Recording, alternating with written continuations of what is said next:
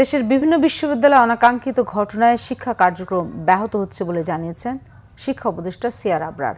বিশ্ববিদ্যালয়গুলোয় চলমান সংকট দ্রুতই কেটে যাবে বলে আশা প্রকাশ করেন তিনি। সচিবালয়ে সাংবাদিকদের সঙ্গে আলাপকালে উপদেষ্টা আরও জানান, যে কোনো সহায়তার জন্য বিশ্ববিদ্যালয়ের স্থানীয় প্রশাসনের সাথে যোগাযোগ অব্যাহত রেখেছে মন্ত্রণালয়।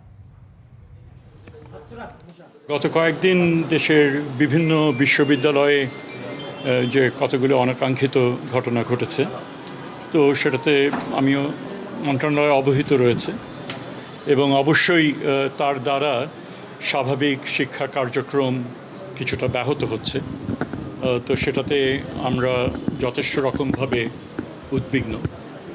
তবে আমরা এটা মনে করি যে কোনো সমস্যাই আলাপ আলোচনার মাধ্যমে সমাধান হওয়া সম্ভব।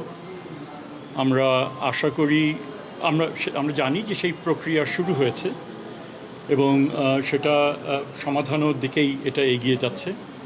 আমরা আশা করি দ্রুতই এই সমাধান এখানে হবে।